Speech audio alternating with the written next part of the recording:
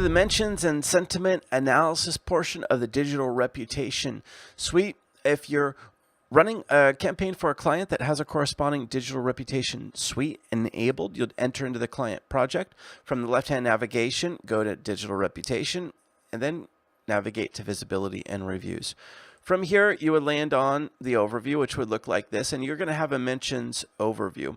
What the mentions overview is, it is an analysis of web pages online that contain particular keywords related to the client's company, such as their company name, company nickname, or other search terms that you would deem to be associated close enough with the client to be able to say, okay, well, if these words were found on that web page, this must be about my client.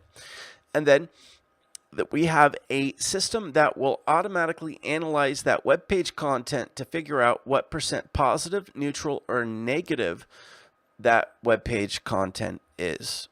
So this will be crawled up to twice a week for mentions, and on the overview, it's going to give you a simple sentiment analysis. And then you can click here to see more about the mentions. So whatever it's going to show you the mentions, it will break down everything from a web page, whether or if it's a web page or a video page.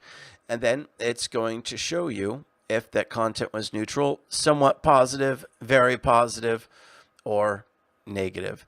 Now, if you wanted to update the content that was found from being, for example, neutral to somewhat positive because you felt like globally it should be updated that way, you can select the different sentiment analysis, for example, somewhat positive, and select to update that to, for example, very positive, and change sentiment. So, because sentiment analysis is not 100% accurate all the time. So you might want to come in here if you wanted to and change things from being neutral to somewhat positive, or change them from being negative to neutral. So, because it's not 100% accurate, but most of the time it is. I mean, you can imagine the type of words that we'd be looking for to understand if something is negative or not. You can also bookmark the particular web pages, tag it as my content, or mark it as not relevant anymore. And once you mark it as not relevant, it will disappear and not be counted any longer. So one of the most powerful things about the mentions or sentiment analysis for you should be that the majority of this content that's going to come up, unless you have a really popular client, is probably going to be things that you published for them. For example, a guest blog post, a Pinterest post, a YouTube video, a new directory listing.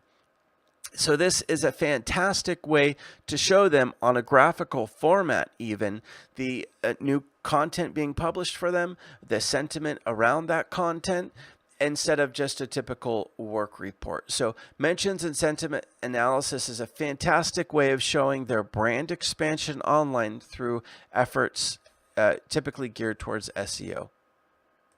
Now, I do want to mention that there are some settings to mentions. So if you want to go to edit mention settings in a separate tutorial, we'll go over this further. But this is where you go to add the keywords that will be searched for to understand if that web page should be included in mentions for your client. So hopefully whenever it comes time to you doing client consultations, even to go over their project on a monthly basis, you remember the sentiment analysis, and you can bring it up to wow your client about all the great content that's being published to increase their brand recognition and brand sentiment online.